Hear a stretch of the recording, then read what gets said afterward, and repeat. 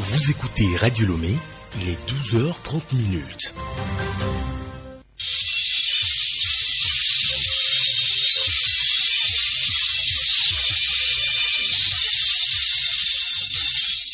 Magazine pluriel, Étienne Labédou. Mesdames et messieurs, bonjour. Bienvenue dans ce magazine pluriel. Voici le sommaire. Fin d'émission pour Christina Martins Barriera. Après 3 années passées au Togo, l'ambassadeur de l'Union européenne quitte le pays. La diplomate salue l'excellence des relations entre le Togo et le vieux continent. Elle l'a dit hier lors d'un échange avec le chef du gouvernement. Au Mali, une nouvelle délégation de la CEDEAO est attendue ce samedi dans le pays, alors que les putschistes ont été célébrés hier place de l'indépendance à Bamako par le M5. Cette place épicentre de la contestation contre Ibrahim Boubacar Keïta a plutôt accueilli une foule en liesse venue sympathiser et remercier les putschistes. Combattre les pratiques commerciales illicites et maximiser le recouvrement des recettes, l'Office togolais des recettes OTR va appliquer à partir du 1er septembre prochain le système automatisé de marquage. L'application du SAM, une première dans la zone Iomowa, entend lutter contre le commerce illicite et la contrebande. Quels en sont les objectifs, les produits concernés, les étiquettes de marquage et les sanctions? Nous recevons ce samedi M. Essor Ouavana Adoyi, commissaire des impôts à l'OTR. L'INSED compte sur les médias pour rendre plus accessibles les données issues de ces études et enquêtes. Au cours d'un atelier à Palimé, les responsables de l'Institut national de la statistique et des études économiques et démographiques ont jeté les bases de la mise en place d'un réseau de journalistes pour l'accompagner dans sa mission. Notre second invité est M. Kwame Kwasi, directeur général de l'Institut. Il revient sur l'intérêt de cette formation pour l'INSED et les utilisateurs des données statistiques. Les échos du palais, les sports et la revue de presse à suivre également dans ce journal.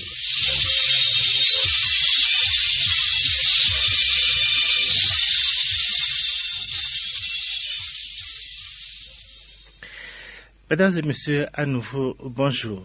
Fin de mission pour Christina Martins Barriera. La diplomate chef de la délégation de l'Union européenne au Togo est arrivée au terme de sa mission après 3 années passées dans le pays.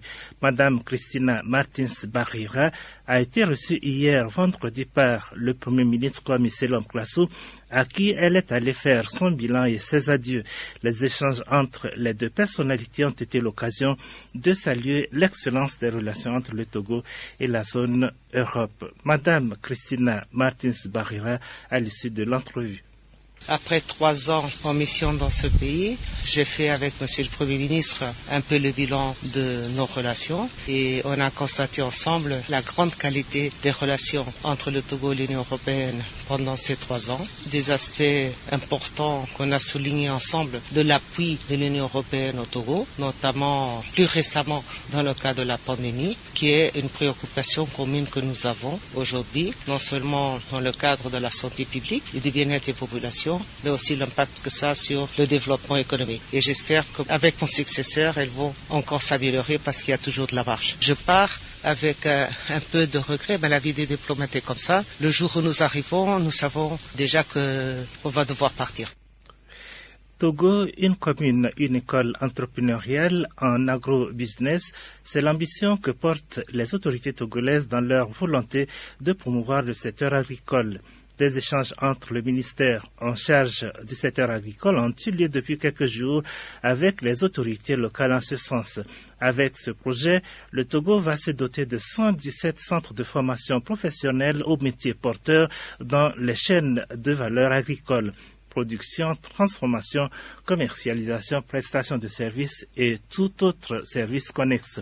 Ceux-ci auront vocation à promouvoir l'agrobusiness, attirer les investisseurs privés, accroître le rendement des acteurs et professionnaliser les acteurs agricoles en accord avec l'axe numéro 2 du plan national de développement PND. Ce chantier viendra en complément des initiatives visant à moderniser davantage le secteur agricole togolais pour optimiser sa contribution à l'économie nationale. Le gouvernement togolais a adopté de nouvelles mesures fiscales en vue de soutenir les opérateurs économiques et les ménages dans le contexte actuel marqué par la crise sanitaire liée au coronavirus. Ces mesures viennent renforcer celles déjà prises en avril dernier. Au rang de ces nouvelles mesures, contenues dans une ordonnance signée par le chef de l'État, la suspension des sanctions fiscales en cas de redressement de défaut ou de retard de dépôt des déclarations fiscales des impôts et taxes. Monsieur Adioda Kossi Sena, expert en fiscalité et gestion d'entreprise, parle des différentes mesures prises à l'endroit des entreprises dans le contexte du Covid-19. Diverses mesures ont été prises tant à l'endroit des entreprises que à l'endroit de la population en général. Et donc, c'est à l'endroit de la population, c'est surtout des mesures sociales. Et maintenant, à l'endroit des entreprises, il y a eu donc des mesures douanières et des mesures fiscales qui ont été prises pour que, effectivement, les entreprises puissent faire face à l'impact de cette pandémie. Il y a les mesures sociales aussi au niveau des entreprises et nous voyons que ces mesures visent fondamentalement à concourir, à soutenir et à accompagner les entreprises et aussi les ménages dans le contexte particulier de cette crise sanitaire. Les mesures visent globalement à alléger principalement les actions en recouvrement de manière générale et plus particulièrement envers les PME, PMI à travers l'octroi des plans de règlement échelonnés à la demande. Ces mesures accordent une réduction spéciale de 25% sur la compte de la patente aux entreprises opérant dans le secteur des transports, aux structures hôtelières, aux restaurants et organismes assimilés agréés, ainsi qu'aux organisateurs du circuit touristique agréé au titre de l'exercice fiscal 2020.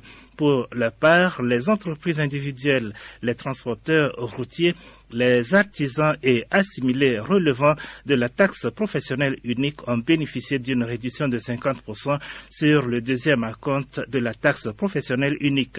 Les responsables d'entreprises savent-ils que pareilles dispositions ont été prises pour les aider dans cette situation? Nous retrouvons M. Adioda Kossi Sena. Ce que nous faisons, c'est automatique chez nous, c'est-à-dire les informations qui sont nécessaires à apporter à l'endroit de nos clients en ce qui concerne la veille juridique, parce que nous faisons la veille juridique et fiscale. Et donc, les changements qui viennent, on les applique dans notre accompagnement au profit de nos entreprises clientes. Ça veut dire que ce sont ces mesures que nous connaissons donc très bien les implications de ces mesures, nos clients qui se trouvent ou bien ce n'est pas forcément se trouver dans une difficulté, mais on essaie de voir dans la gestion quotidienne de leur activité, les conseiller, les informer sur les possibilités qui leur sont offertes par ces mesures-là dans le contexte du Covid actuel. Et on rappelle les procédures des contrôles fiscaux externes sur place au sein des entreprises sont également suspendues durant la période de la crise sanitaire. Situation du Covid-19 au Togo en date d'hier en rappel, 27 des 686 personnes testées sont positives. Elles portent le nombre total des cas positifs à 1239. Ces personnes dont l'âge est compris entre 4 et 70 ans se répartissent comme suit.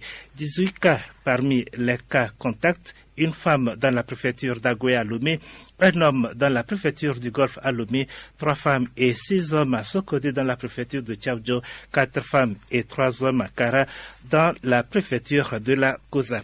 7 cas parmi les suspects, un homme dans la préfecture du Golfe à Lomé, 5 hommes à Sokodé dans la préfecture de Tchaoudjo, un homme à Mango dans la préfecture de Loti. 2 cas parmi les dépistés, un homme dans la préfecture d'Agoué à Lomé et un homme dans la préfecture du Golfe à Lomé. 13 guéris ont été enregistrés, portant le nombre total de patients guéris à 891. Le nombre de décès, 27, reste inchangé. Le nombre de cas actifs est de 321 et un total de 56 427 tests de laboratoire ont été effectués sur toute l'étendue du territoire national.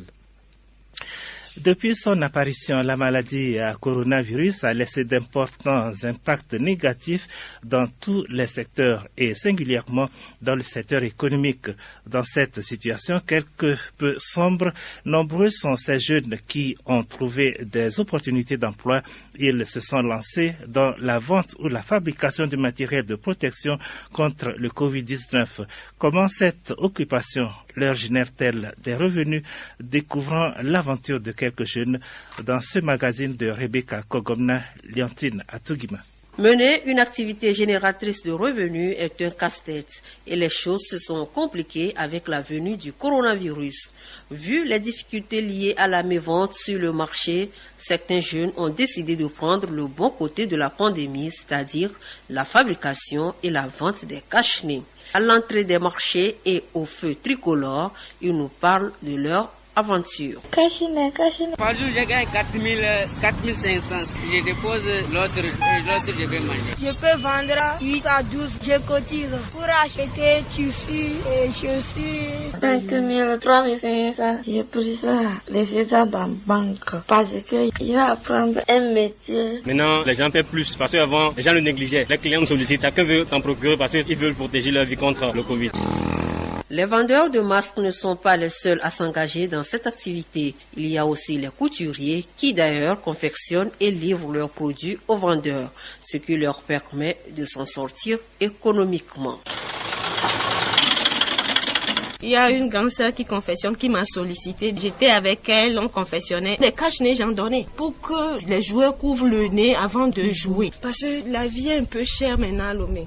Même 200 francs. Pour un cache-nez, les gens se plaignent et ça fait pitié. Je me dis, pourquoi ne pas se sacrifier en distribuant avec le peu que j'ai. Donc, je fais plus du social que de gagner. Si on commande, je fais. Et moi-même, je fais pour vendre. Si quelqu'un vient, il me demande, je lui donne. Avant, j'ai gagné un peu, mais maintenant, comme les gens, ils ont beaucoup acheté les cache-nez là. C'est pour le panier qu'on fabrique. C'est pourquoi les gens, ils payent là, ils lavent. Pour rendre accessibles ces matériels à tous pour une protection à grande échelle, bien d'autres jeunes animés d'une volonté sociale confectionnent des masques pour les partager aux couches vulnérables. C'est aussi le cas de Saint-Adi, une entreprise de mode à Lomé. Premièrement, on n'a pas vendu nos bavettes. On a distribué nos bavettes gratuitement à la population. On avait une quarantaine de personnes par jour qui viennent à la boutique pour prendre des bavettes. Au départ, on se dit, si chaque structure peut faire comme ça, ça va nous aider. C'est une opportunité. Nous sommes encore sur la production des bavettes. Aujourd'hui, il y a des jeunes qui sont dans les rues de Lomé et autres qui vendent des bavettes. C'est eux qui sont nos clients parce que eux ils viennent prendre ça en gros et vont sur le marché pour vendre. Notre intention c'est de venir au secours de la population. Visiblement, le Covid-19 n'a pas que le côté négatif. Pour preuve, ceux qui savent saisir les opportunités ont mis à profit ce temps de crise sanitaire. L'expérience de ceux-ci nous interpelle à la vigilance afin de saisir les moindres opportunités d'affaires.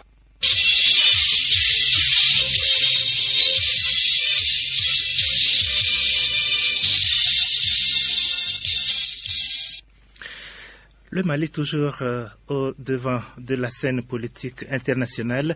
Le M5 a fêté hier la victoire du peuple malien, place de l'indépendance à Bamako. Ils étaient des milliers de Bamakois à célébrer cette fois-ci le départ de Ibrahim Boubacar Keïta. Pour eux, la junte a parachevé ce que le mouvement de contestation avait commencé. Des scènes de joie dans tout le pays alors qu'une nouvelle délégation de la CEDEAO est attendue à Bamako ce samedi. Odette Pira. Cette nouvelle mission de l'organisation sous-régionale avec à sa tête l'ancien président du Nigeria, Goodluck Jonathan, n'est pas sûr d'obtenir de bons résultats. Durement critiqué par les manifestants et taxé de montrer son côté partisan, la CEDEAO vient encore réaffirmer les mesures prises contre la junte, à savoir le rétablissement de l'ordre constitutionnel et la libération des personnalités détenues par le Conseil national pour le salut du peuple. Même si la junte au pouvoir accepte de recevoir la délégation de la CEDEAO, la récolte a beaucoup de chances d'être bien maigre. Hier vendredi, pendant près d'une heure, le représentant de la CEDEAO à Bamako, Le docteur Amidou Bouli a rencontré la junte pour évoquer les solutions de sortie de crise. À la veille de cette nouvelle tentative, les manifestants du M5 auxquels se sont joints les leaders du mouvement Place de l'Indépendance voulaient surtout remercier l'armée malienne pour le soutien au peuple.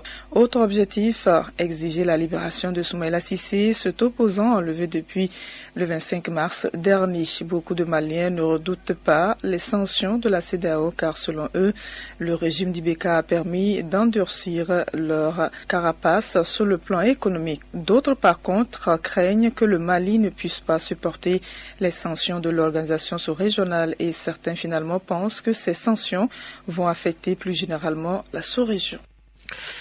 Au Bénin, à moins de 7 mois de la tenue de la 7e élection présidentielle du pays, depuis l'avènement du processus de démocratisation en février 90, les états-majors des partis politiques et même des potentiels candidats indépendants affûtent déjà leurs armes pour la conquête du pouvoir en 2021.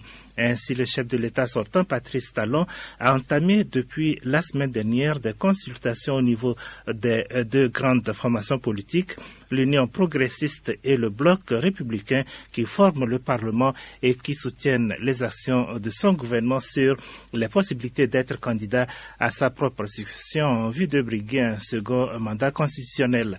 Côté opposition, un grand creuset de partis politiques dénommés les démocrates étalent déjà ses tentacules dans les villes et contrées du pays en vue de sa participation effective aux prochaines joutes électorales. Présidentielle ivoirienne, la commission électorale indépendante ivoirienne a rendu sa décision dans le contentieux des listes électorales. 11 000 personnes avaient déposé des recours constatant des erreurs dans leur inscription ou tout simplement leur absence des listes. Certains Ivoiriens bien connus, Laurent Gbagbo et Guillaume Soro en l'occurrence, exclus des listes, ont vu les demandes de recours à leur sujet rejetées. Les décisions, évidemment contestées par leur entourage respectif qui affirment que les deux parties vont épuiser toutes les voies de recours.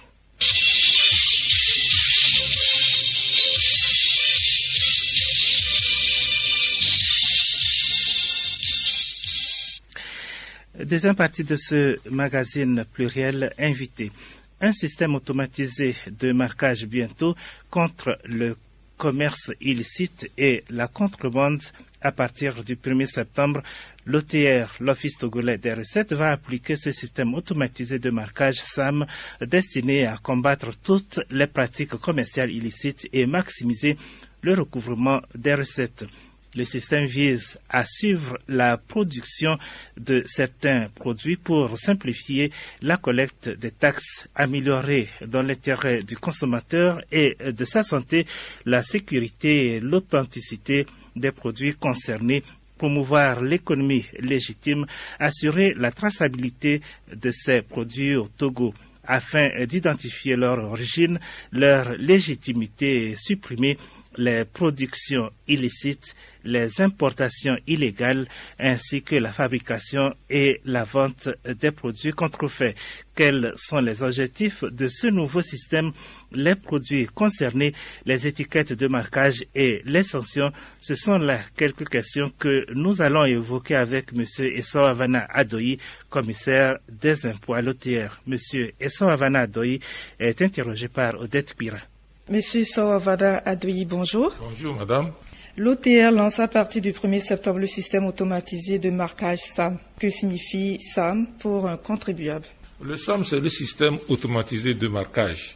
Et automatisé de marquage, c'est quoi? C'est que lorsque nous voulons importer un produit, par exemple, je peux parler du cas des cigarettes. Lorsque vous voulez importer les cigarettes aujourd'hui au Togo, vous avez l'obligation d'abord de venir au niveau de la structure qui est en charge de la vente d'un timbre de marquage pour acheter les timbres de marquage. Ces timbres de marquage seront livrés à votre fournisseur qui est le fabricant. Donc depuis la fabrication, la production, votre fournisseur sera chargé d'apposer les vignettes de marquage fiscal sur chaque paquet de cigarettes qui sera vendu sur le territoire togolais. C'est un système automatisé parce que c'est des numéros par série. C'est de façon informatisée. Chaque numéro est individuel en son genre. Et le système informatique a été paramétré de telle sorte que lorsque un paquet de cigarettes est marqué, ça rentre automatiquement dans le système et les effets en ce qui concerne la qualité, l'origine de la production sont automatiquement connus et retracés dans le système. Donc c'est des numéros en série qui ne souffrent d'aucune irrégularité. Alors, quels sont les objectifs de ce nouveau système et quel est l'intérêt pour le consommateur? L'objectif numéro 1, c'est pour protéger la santé de la population. Vous savez, même au niveau des cigarettes, quelquefois on parle des cigarettes qui ne sont pas des cigarettes d'origine. La contrefaçon est une situation qui dérange toutes les économies du monde entier. Alors même les cigarettiers ne peuvent pas démentir par rapport à la contrefaçon de certains paquets de cigarettes qui sont vendus sur le territoire national et puis international. Aujourd'hui, avec le SAM, le système automatisé de marquage, nous allons nous assurer que le paquet de Marlboro qui quitte Philippe Maurice est vraiment un paquet de Marlboro qui est reconnu en tant que tel. Et le consommateur, en l'achetant, bien entendu que la cigarette est nocive pour la santé. Imaginez, si la cigarette elle-même est nocive sur la santé, et aussi elle est contrefaite, cela veut dire que ça fait double effet néfaste sur la santé du fumeur. Maintenant, pour ce qui concerne les produits bébés qui sont fabriqués localement, sur chaque canette ou sur chaque bouteille de bière sera alors affiché un timbre fiscal qui signifie que ces deux produits sont sortis de l'usine de la brasserie du Bénin. Cela veut dire qu'aujourd'hui, on ne pourra plus encore voir des canettes contrefaites parce que, vous savez, de plus en plus, le commun du mortel n'arrive pas vraiment à faire la distinction entre ce qui est d'origine et ce qui n'est pas d'origine. Donc ce timbre est un timbre indicateur. Deuxième chose, vous savez, il a été démontré que du fait que les produits qui sont vendus sur le terrain ne sont pas tracés, il y a ce qu'on appelle la fraude fiscale. Nous n'arrivons pas vraiment à nous accorder sur le volume et les valeurs des produits qui sont vendus sur le terrain. L'on peut importer 1000 cartons et venir déclarer qu'il a importé 500 cartons. L'on peut importer des bières, l'on peut importer aussi des boissons alcoolisées et dire qu'il n'y a que des tissus de pain qui sont dedans. Donc aujourd'hui, par la traçabilité, par le SAM, il y a ce qu'on appelle la traçabilité des produits qui seront importés. Nous aurons alors l'occasion facilement de déterminer et le volume et la valeur. Vous savez, les taxes douanières, aussi bien que les taxes fiscales, sont assises sur des valeurs. Donc c'est une situation qui nous permet d'assez les besoins qui deviennent de plus en plus très importants. Donc cela est aussi un gage de la promotion de l'économie. Avec ça, on fait la promotion de l'économie légitime. Il faut que nous sortions des sentiers battus de la fraude et puis de l'informel. Il faut que nous allons vers la formalité de notre économie. Monsieur le commissaire, le marché togolais est composé de plusieurs denrées, notamment les vivres et les non-vivres. Comment se fera le marquage? Le marquage concerne des produits nommément cités. Ce n'est pas tous les produits. Comme je l'ai dit, il y a les eaux minérales, il y a les jus de fruits, il y a les boissons alcoolisées, les vins, et puis il y a les cigarettes. Tout ce qui concerne les boissons sucrées, les bières, les boissons alcoolisées, les cigarettes et tout ce qui concerne l'alcool. Donc pour le reste, en attendant, le gouvernement est en train de regarder. Je vais en même temps préciser qu'il y a déjà quelques jours, 3 ministres, celui en charge de l'agriculture, celui en charge du commerce, celui en charge de l'économie, ont signé même un arrêté interministériel pour publier la liste des produits dont l'importation doit obéir dorénavant à ce qu'on appelle la déclaration préalable. Et la plupart des produits qui sont concernés par le SAM se retrouvent dans cette liste. Donc c'est pour dire que le gouvernement est très cohérent par rapport à ce qu'il est en train de faire, ce qui concerne la santé de la population et puis pour faire aussi la promotion de la production locale. Les étiquettes de marquage, comment l'OTR compte s'en procurer pour éviter les contrefaçons? De toute façon, le gouvernement a signé une convention avec une société suisse qui est réputée sur le plan international en ce qui concerne le marquage. Et puis les encres de cette société sont utilisées pour la fabrication même des billets de banque. Donc c'est une société qui est reconnue internationalement. Donc c'est elle qui sera chargée de produire les étiquettes. Et ces étiquettes seront des étiquettes vraiment homologuées qui doivent obéir à toutes les situations de sécurité, de garantie. Voilà.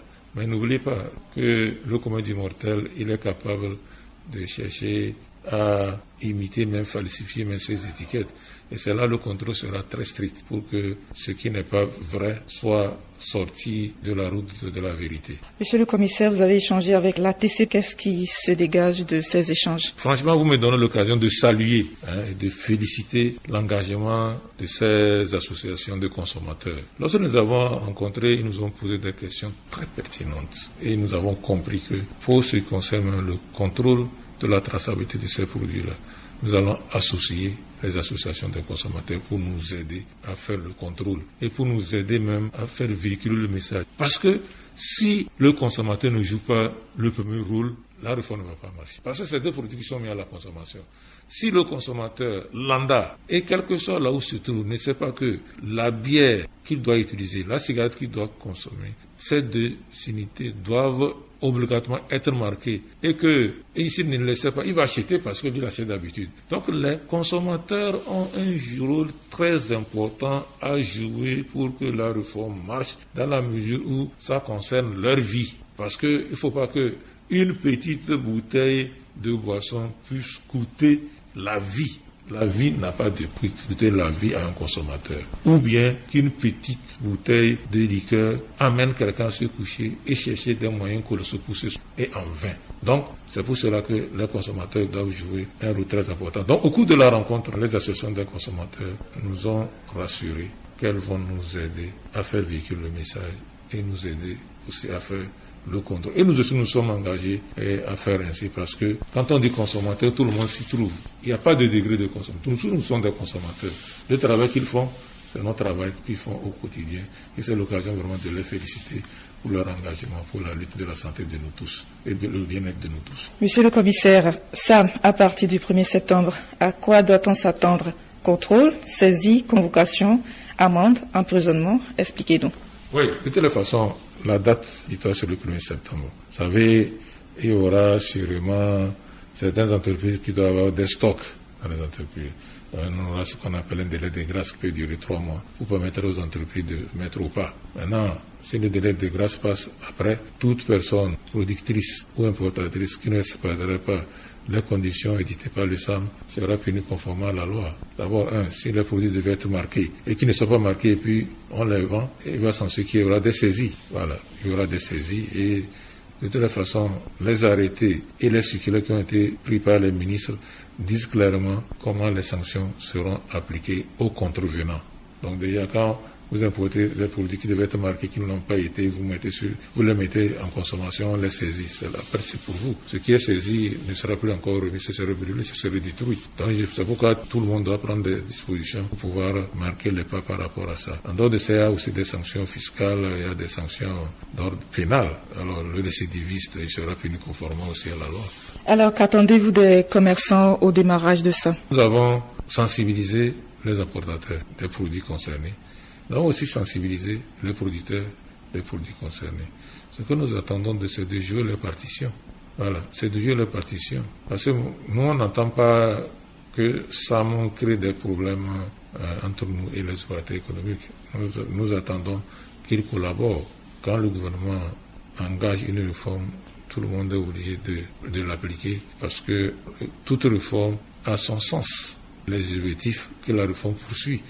Donc, clairement dit, ces objectifs sont connus par tout le monde et les importateurs doivent jouer leur partition et les consommateurs maintenant doivent jouer la leur pour que SAM soit une réalité au quotidien pour le bonheur de nous tous. Monsieur Saravana Adoyi, je rappelle que vous êtes le commissaire des impôts. Votre mot de fin. Aujourd'hui, le système automatisé de marquage est une réalité. Parce qu'il y a déjà certaines sociétés au sein desquelles nous avons déjà commencé par implémenter les équipements. Les équipements sont en train d'être posés. Donc ça veut dire que c'est une réalité. On ne recule pas, on avance. Donc tout le monde n'a qu'à s'y engager pour que les choses se fassent sans heurts. Ce n'est pas une réforme contre quelqu'un, c'est une réforme pour nous tous, pour le bien-être de nous tous. Vous savez, cette réforme va essayer aussi de lutter contre ce qu'on appelle les ventes illégales. Vous savez, il y a des gens qui sont là, qui sont connus, mais d'autres ne le sont pas. Donc ceux qui ne le sont pas, ils ne payent pas les impôts, ils ne payent pas les droits de douane. Les autres qui le sont, on a comme l'impression que s'assurer que les taxes se reversent. Donc aujourd'hui, avec ça, je crois que tout le monde se sent concerné et nous pourrons essayer de gérer tout le monde sur le même pied d'égalité. Mon mot de fin, c'est d'abord de remercier tous les médias qui nous accompagnent dans notre marche vers la communication et particulièrement Radio Lomé qui est toujours avec nous pour relayer l'information que nous voudrons faire passer sur le plan national. Parce que sans la communication, nous ne pourrons pas vraiment faire avancer l'Office togolais des recettes. Et c'est l'occasion de dire aux opérateurs économiques que l'Office togolais des recettes, c'est une réforme aussi de façon globale qui appartient à tout le monde. Si des gens ont des préoccupations particulières, il ne faut pas qu'ils hésitent à nous aborder. Donc c'est pour cela que nous les invitons à une franche collaboration. Nous savons que Covid-19 a éprouvé beaucoup d'entre eux. Nous prions le Seigneur qu'il fasse en sorte que cette pandémie soit enrayée afin que nous constations une bonne relance de l'économie nationale. Merci, monsieur le commissaire. C'est à moi de vous remercier. Près d'une vingtaine de professionnels des médias publics et privés étaient en atelier de formation la semaine dernière à Kwalimé. C'est l'Institut national de la statistique et des études économiques et démographiques INSED qui en est l'initiateur. En organisant cette rencontre, l'INSED veut rendre accessibles les informations et données issues de ces études, enquêtes et recensements. Il s'agit surtout pour les responsables de l'Institut de jeter les bases de la mise en place d'un réseau de journalistes aguerris pour l'accompagner dans sa mission, celle de produire des statistiques afin d'aider les gouvernants dans leur prise de décision. Durant 5 jours, les professionnels des médias ont été formés sur le cadre institutionnel et organisationnel du système statistique national, la contribution des médias pour la visibilité des actions de l'INSED et la pratique rédactionnelle sur les données statistiques du Togo. Le directeur général de l'Institut revient sur l'intérêt de cette formation pour l'INSED et les utilisateurs de données statistiques. Monsieur Kwasi est au micro de Gabriel Ayena. Monsieur le directeur général, bonjour. Bonjour. C'est la deuxième fois que l'INSED organise une formation à l'intention des journalistes. Alors, dites-nous pourquoi avoir décidé de faire une telle formation à l'intention des journalistes. Merci. Vous le savez tous comme moi. Nous sommes dans un contexte de mise en œuvre du plan national de développement 2018-2022. Et dans ce sens, il nous faut des indicateurs. Et ces indicateurs, pour être parlants, il faut des gens avisés pour les véhiculer. Donc, nous, dans un contexte du PND et dans le souci de faire comprendre et de mesurer les grandes actions de l'État, nous pensons que les journalistes sont les plus indiqués. Lorsque les indicateurs statistiques sont produits, ils sont les plus indiqués à les mettre à la compréhension de la population togolaise. Monsieur Kwasi, dites-nous quel est le but visé par cette formation. D'où nous sommes partis, où est-ce qu'on va et quels sont les effets, les impacts des grandes actions du gouvernement. Donc, pour nous, nous sommes appelés à développer une manière d'interpréter les chiffres pour qu'elles soient les plus cohérentes possibles, pour qu'elles soient les plus compréhensibles possibles. Donc, dans ce sens-là, nous avons pensé que quand l'INSED produira les différents indicateurs, produira les différentes statistiques, il faudrait que l'INSED ait des relais capables de faire comprendre ces chiffres-là à toute la population entière. Avant Kwalimé, c'était Kévié, il y a bientôt 1 an, je crois.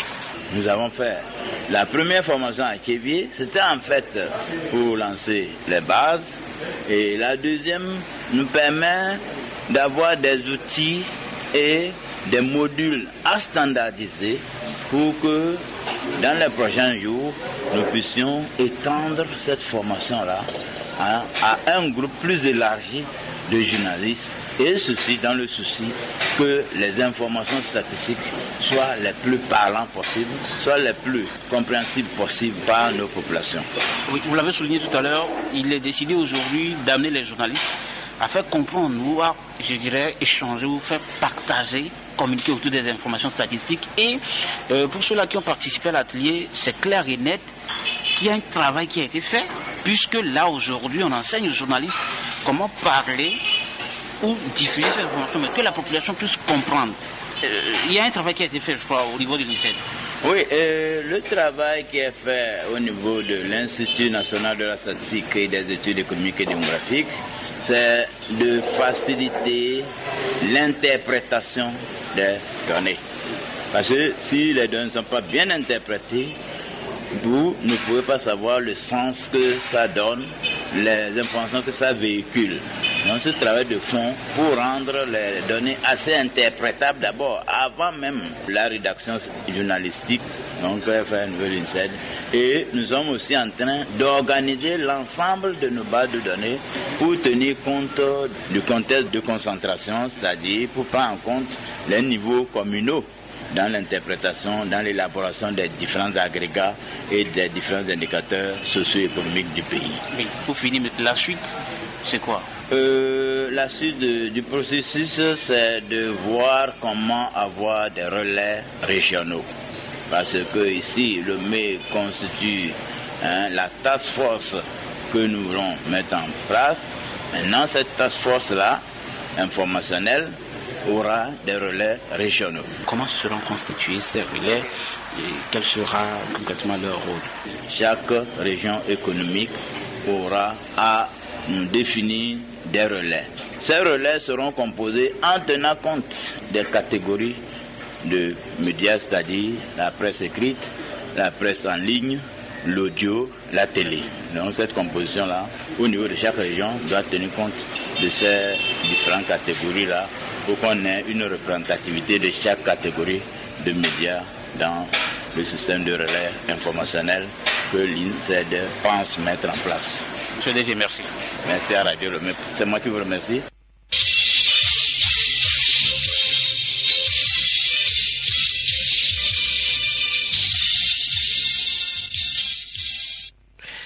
Écho du Palais. Le viol est défini comme le fait de contraindre par la violence ou par la menace une personne, quel que soit son âge et son sexe, à accomplir ou à subir l'acte sexuel ou un acte sexuel analogue. Cette infraction est sanctionnée par une peine de prison dont la durée varie avec le degré de la violence ou de la menace. La durée de la peine de prison est augmentée si le viol a pour conséquence une lésion physique ou psychologique grave. C'est ainsi qu'après son forfait, le sieur Yao a écopé de 8 ans de réclusion criminelle. Le récit des faits avec Hélène Assabi. Dans l'après-midi du 27 février 2011, le nommé Yao rencontra Vanessa âgée de 12 ans qui allait pour puiser de l'eau. Celle-ci lui a demandé de lui apprendre à pédaler. Il la conduisit chez lui où il l'hébergea et lui imposa des relations sexuelles pendant 4 jours avant d'être retrouvé et libéré par ses parents. Le mis en cause a reconnu les faits de viol qui lui sont reprochés en enquête préliminaire avant de les nier devant le magistrat instructeur, déclarant que sa victime était consentante et qu'il entretenait régulièrement des relations sexuelles avec elle. Maître Alexis Kereboro, quand peut-on parler de viol? Le viol, c'est une relation sexuelle sans le consentement de la partie. Et donc on parle de viol lorsqu'il y a une relation sexuelle forcée. Des cas de viol sont constatés normalement par un certificat médical. Après un examen du médecin qui constate que la relation sexuelle n'a pas été consentie. Et également, il y a les propos des témoins, aussi s'il y avait des témoins dans le voisinage. Mais donc c'est souvent l'ensemble de ces éléments-là qui permettent de constater les cas de viol. Mais la pièce maîtresse, c'est le certificat médical. La loi prévoit une peine de 5 à 10 ans, mais lorsque le viol a entraîné une capacité de plus de 6 semaines, ou bien qu'il a été fait plusieurs fois, la peine peut aller jusqu'à 20 ans. Étant donné qu'il s'agit d'un viol sur mineur, il convient de requalifier les faits de viol sur mineur en faits de pédophilie. Ces faits prévus et punis par les articles 379 et 393 du Code de l'enfant, l'inculpé Yao a été condamné par la cour d'assises de Lomé à 8 ans de réclusion criminelle. Notons que les renseignements recueillis sur lui sont en général favorables. Il est décrit comme un jeune homme calme et selon son entourage, il n'est pas violent et ne fait pas de mauvaise compagnie. Son grand défaut est qu'il ne sait pas gérer son argent. Il s'adonne à l'alcool dès qu'il gagne un peu d'argent. Selon les mêmes sources, Il aurait un problème spirituel qui obligeait sa maman à le conduire dans une église pour des prières, ce qui a d'ailleurs provoqué le départ de sa femme avec qui il avait un enfant. Mais le rapport d'expertise mentale en date du 18 juin 2012 ne révèle aucune anomalie mentale ou psychique constituée. Selon le dit rapport, il n'y a pas de symptômes orientés vers une pathologie pouvant abolir ou altérer son discernement. Il était donc accessible à une sanction pénale.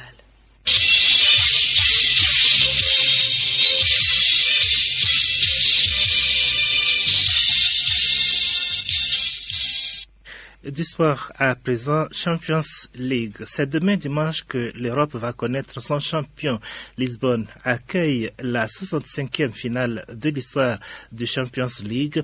Un rendez-vous entre le Paris Saint-Germain et le Bayern de Munich qui dispute sa 11e finale. Fidèle Mawina. Tout à fait, le club allemand rejoint ainsi le Milan AC dans les statistiques, mais reste nettement devancé par le Real Madrid qui a joué 16 finales pour 13 succès. Un record bien sûr. En cas de victoire, les Allemands dépasseraient le FC Barcelone qui a déjà à son actif 5 victoires et rejoindraient Liverpool qui a 6 trophées. L'autre compétition de l'UEFA, la Ligue Europa, a connu son épilogue hier vendredi avec le sacre du FC Séville face à l'Inter Milan. Au terme d'un match spectaculaire et haletant, les Andalouses ont remporté la finale de la Ligue Europa en battant l'Inter par 3-2. Lukaku ouvre le score sur pénalty à la 5e minute pour l'Inter Milan. Égalisation de De Jong à la 12e minute. 33e minute, De Jong signe son doublé. Godin rétablit la parité à la 35e minute. Puis, malheureusement contre son camp, Lukaku donne l'avantage aux Andalouses à la 74e minute. À 3-2, le FC Séville remporte sa 6e Ligue Europa. Athlétisme à présent, l'Ougandais Cheptegei Yoshua a battu le record du monde du 5000 mètres. Il a réalisé une course en 12 minutes 35 secondes 36 centièmes lors du meeting Ligue de Diamant de Monaco. Un grand exploit pour un grand retour. Il n'a pas fait dans la demi-heure en effaçant à Monaco le record du monde du 5000 mètres de Kenenisa Bekele. Protocole sanitaire oblige, il n'y avait que 5000 spectateurs dans les travées de Louis II, mais ils se souviendront sans doute longtemps de cette soirée, pas comme les autres. Tennis pour clore cette page des sports, qualification des Masters 1000 de Cincinnati. À 2 jours du tableau principal, le Français Jérémy Chardy a chuté d'entrée contre le Finlandais Emile Ossurioni, 101e mondial. Le Français s'est incliné en 2-7, 0-6, 4-6. Toujours dans le tableau masculin, Grégoire Barrère poursuit sa route après son succès contre le Moldave Radu Albo, 67e mondial. Au 3e tour des qualifications, il sera opposé à l'Américain Marcos Giron. Seule Française engagée dans le tableau féminin, Océane Dodin, 118e joueuse mondiale, est aussi qualifiée pour le 2e tour en dominant Misaki Doi, 78e mondial, en 2-7, 6-1, 6-3.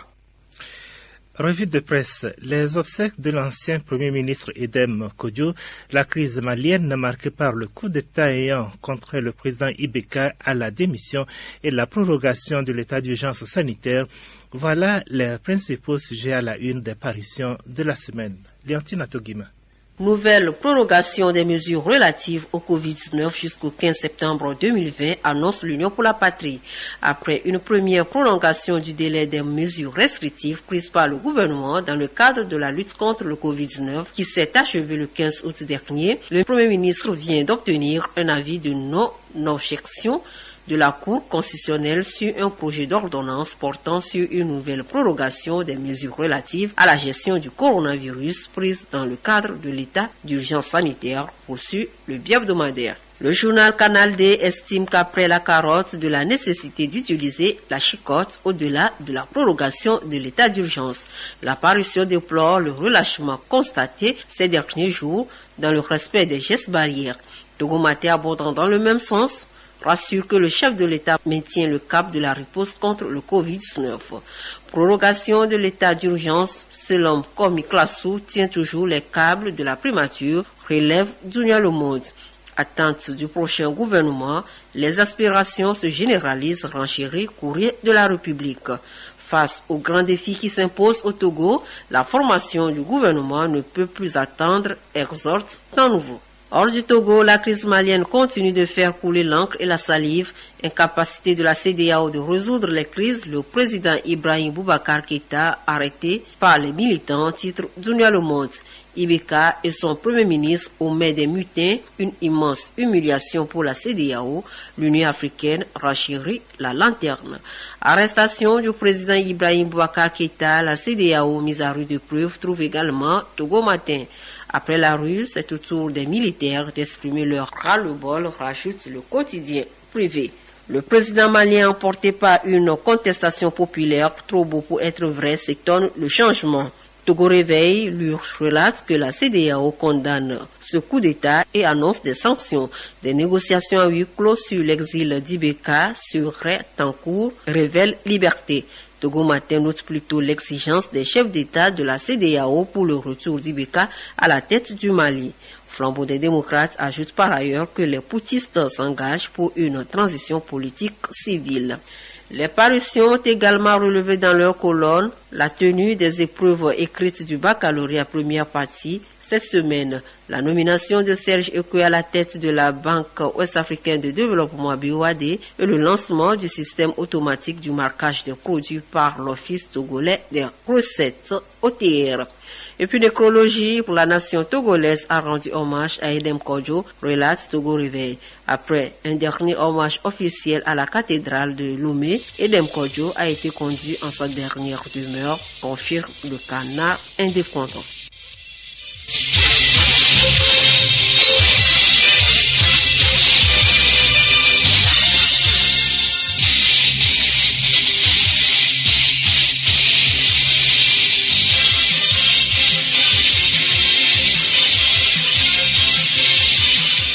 Mesdames et messieurs, merci de nous rester fidèles. Merci d'avoir suivi ce magazine pluriel. C'est donc la fin. Nous vous donnons rendez-vous samedi prochain. Mais avant de nous séparer, suivez la rubrique sensibilisation Covid-19 pour éviter d'être débordé par l'explosion des cas de contamination au Togo. Autorités sanitaires et gouvernement ont adopté de nouvelles mesures. Le bouclage de la préfecture concernée durant la période d'une fête traditionnelle. Ce bouclage entre en vigueur une semaine avant et une semaine après la cérémonie avec la fermeture des bars. Chronique sensibilisation au coronavirus avec Juliette Camdet.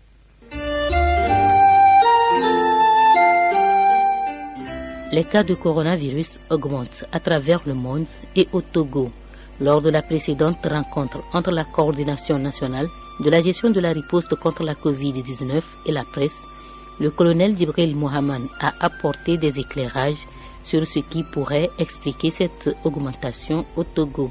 Il a également relevé les dernières mesures que le gouvernement a adoptées pour espérer contenir les cas. Nous l'écoutons. Cette semaine, nous avons eu encore une augmentation de cas. Nous avons eu cette semaine 103 cas en plus contre 82 cas et 92 cas les semaines antérieures. Donc on reste sur ce plateau d'augmentation des cas. C'est vrai, vous nous contentez aussi, il y a eu 116 cas guéris cette semaine contre 79 cas la semaine dernière. Alors comment expliquer l'augmentation de ces cas? Il y a 3 foyers. Le foyer qui avait commencé, c'était le foyer d'Assoli à Soulou. Actuellement, ce foyer est en train d'être maîtrisé, mais ce foyer continue par produire des cas. Il y a le foyer de Tchaodo. C'est plusieurs foyers en fait à Tchaodo. Et ce foyer nous inquiète. Et nous sommes en train de préparer une riposte avec un renfort à la fois de personnel et d'équipement pour aller analyser, évaluer et répondre efficacement sur le terrain. Actuellement, quand on voit en cas cumulé, Tchaoudou se trouve en tête avec plus de 100 cas. Alors que la deuxième préfecture qui arrive, la préfecture d'Assoli, avec plus de 50 cas. Avec la différence est énorme. Actuellement, à Tchaoudou, il y a 27 cas actifs, c'est-à-dire qui sont en charge. Or, notre stratégie, c'est d'éviter d'être débordé dans le cas de prise en charge. Le troisième point de foyer, c'est dans la cause, qui était il y a 2 semaines à 3 cas et qui est monté actuellement à 43. Tout ceci s'explique par à la fois des voyageurs qui ne sont pas déclarés pour qu'on puisse les tester, les mettre en quarantaine, qui ont été cachés dans les familles et qui ont fait la fête. Ces fêtes traditionnelles qui sont normalement actuellement interdites, c'est seulement les cérémonies qui sont autorisées. Au cours de ces fêtes, il y a les bars qui animent et ça entraîne aussi des foyers de contamination dans ces bars.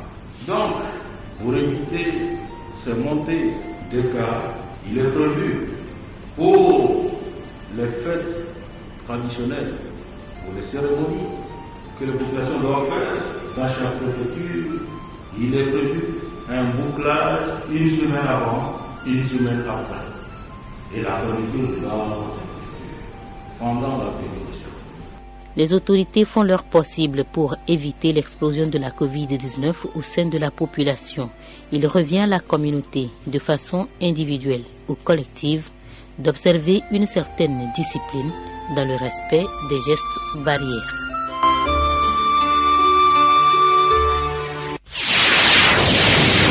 Les ondes radio se propagent à 300 000 km/s. Le son met un peu plus d'1 seconde pour atteindre la Lune. On entendra cette pub sur Mars dans 4 minutes et sur Jupiter dans 1 demi-heure. Bienvenue à nos amis extraterrestres qui nous écoutent. Tout le système solaire. Gardez l'écoute. La pub.